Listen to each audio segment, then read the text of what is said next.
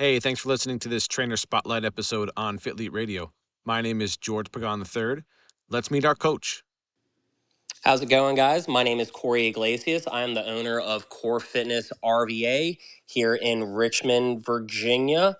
I have been in the fitness industry for a decade now. I graduated from VCU Exercise Science, and shortly after that, I got my ACSM Certified Exercise Physiologist license. I started working out in big box gyms, and in the pandemic, I got laid off, and I was not a fan of that. And that's how Core Fitness started. And we have been running with it ever since. So we are very excited to announce that we just moved into a new space with 1,000 more square feet. We added 3 trainers. And basically, what we focus on at Core Fitness is one-on-one personal training, semi-private classes. And I also just want to provide a facility to trainers looking to go out on their own one day and maybe open their own gym, a conducive environment to just help people grow.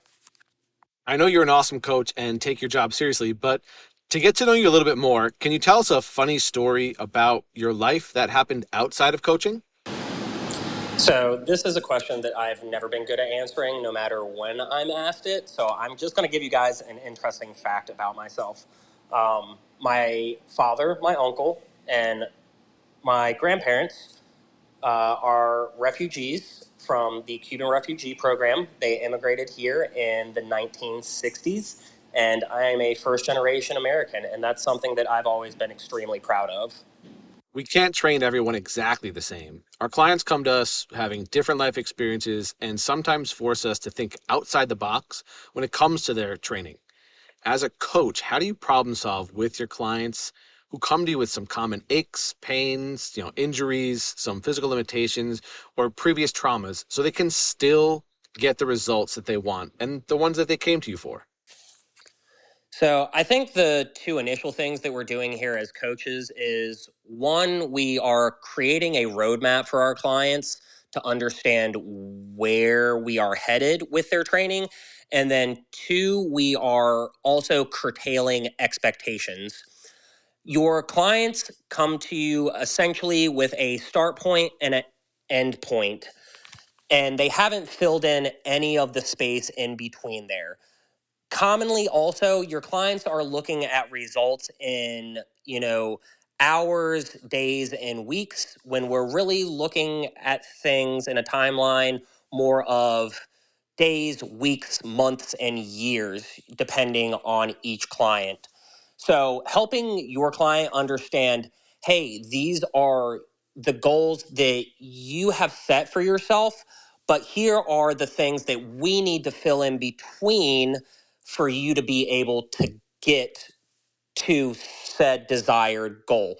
So we have to take into account, people's lifestyles, people's limitations, and all of those things. And that's what we're filling in between that start point and that end point for our client to help them understand, hey, this is how, we are going to get to your goals, but this is also how we're going to address these smaller things in between that start point and end point.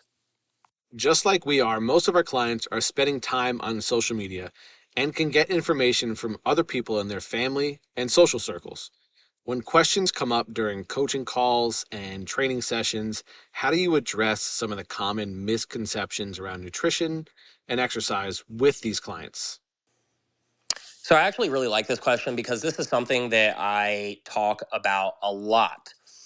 But something that I tell my clients all the time is good coaches and health professionals are constantly battling what I call pop culture fitness.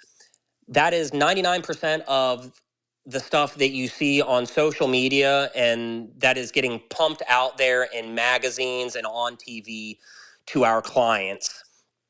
And one thing that I do think we do have to be cautious about is how we address these types of things with our clients, because our clients are only looking for the results from this and they're only looking to help themselves. So what we don't want to do is offend people and be like, oh, well, the information that you're getting is just completely wrong, or that social media person is an idiot, or you are this detox tea diet that you're doing is just a complete ripoff. Again, your clients are just looking for the results. But much like your last question that you asked me, how are we dealing with each individual person's nuances and limitations and schedules and yada, yada, yada. And again, when your clients come to you with the goal is they have that beginning point and the end point, and they haven't filled any of that space in between. And that's essentially what we're doing here is when your clients get this, idea off of social media or saw this diet in a magazine or heard their cousin that lost 15 pounds did this detox, is we have to ask the prying questions that they have not asked themselves. So again, they are only looking at the result that XYZ thing can give them. They haven't asked themselves any of the hard questions. So when my client comes to me with something that they saw on social media or their friend said or they read in a magazine, again, that is our job as coaches, is we need to ask questions and we need to create this roadmap for our clients. And that's what I do is I ask small prying questions, and usually along the way we get to an answer at the end. And that answer at the end, I have found, usually does not agree with whatever information that they were posed in the first place. Our clients can come to us for many reasons, and often they tell us in their consultations or new lead questionnaire that they have multiple goals or they're trying to work on a couple of things. Usually it's not just one sole specific thing. How do you approach goal setting with these clients who have multiple objectives when you ask them about what their goals are? So I hope I'm not answering all of these questions the same, but I'm going to answer this kind of the same as the other ones. Again, it's our job as coaches to create a roadmap for our clients and ask questions. For your clients that usually come to you with multiple goals, what I find is usually there is the big goal, and then there's all the smaller goals that they kind of want to fill in around that. So during your consult, that's what I'm doing while I'm analyzing my clients' movements and kind of shimmying them around the gym for our assessment. Is while I'm watching them, I am asking a million different questions because the goals they come to you with and say they want, and then what they articulate to you throughout the assessment can sometimes be completely different things. So throughout the assessment, I ask all these questions. Through those questions, I start to create the roadmap for my client to let them know, like, hey, that this is where this is going to go. This is how we're going to get there. This is the time that it's going to take us to get there.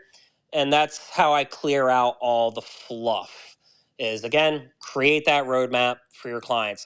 Ask the questions that they're not asking themselves. Your clients that have multiple goals, usually out of those goals, there is one that they really, really care about. And again, there's a bunch of fluff around that. So ask the questions that help you figure out what is the big goal and then what all the other small stuff is. I believe all coaches should have similar baseline knowledge before starting to work with people. And I'm building Fitlete to help bridge some of these gaps that exist in our exposure to education. What experiences or qualifications do you think are crucial for coaches to have in order to deliver the best service they can for their clients? Oh man, this is a question I love to answer. Anatomy, physiology, and human movement. Not to knock anybody that's gotten one of these certifications, but the personal training industry as a whole is unfortunately a low barrier of entry career to get into. And some of these lower level certifications miss a lot of that. And they just teach people how to work out. And I personally think, as somebody with a health degree and somebody that is a certified exercise physiologist, that if you don't have an understanding of anatomy, physiology, and basic human movement, that is going to severely restrict your ability to deliver the service you need to your client. Our industry is evolving every step of the way, and we're getting to the point where it's essential to have some sort of technology within your business for both the experiences you can deliver for your clients and your ability to grow sustainably. How do you use technology to assist you in your coaching as a coach and behind the scenes as a coach that nobody really sees?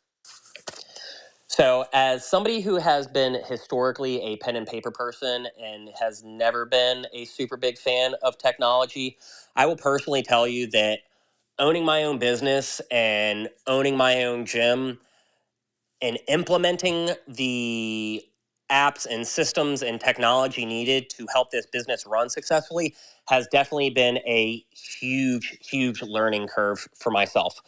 But this was a big takeaway from one of the first Raise the Bar conferences that we went to. I wish I could remember the coach, but I cannot off the top of my head. But they spoke about systems and how they had these systems, they had these apps, they used this technology to streamline their business owning experience. And that's true. In this day and age, if you are a gym owner or a personal trainer and you are not using technology to your advantage, you are just handicapping yourself. I have a whole gym integration system that manages all of my clients, all of my sales. It manages who is allowed in and out of the gym. For my clients' programming, I use a app on the computer that manages and tracks all of my clients' metrics, all of their workouts, so that I have something that I can quickly reference when I need to be able to pull that information. I'm not flipping through notebooks or looking through filing cabinets. The information is there and it's ready. So, yeah, as a coach and as a gym owner, find the technology that is going to help streamline your job, because all it's doing is helping take workload off of you to free yourself up and your time up to do the big picture things. And that's you being the coach or you being the gym owner. Corey, thank you so much for coming on and sharing some good info about yourself. I'm glad you guys got to know Corey a little bit more through this episode. Check the show notes to see how to connect with him best. That's all for this episode. If you want to learn more about Fitlete and our resource nexus for coaches and personal trainers, visit fitlete.com. That's Fitlete.com. Thanks. I'll talk to you soon.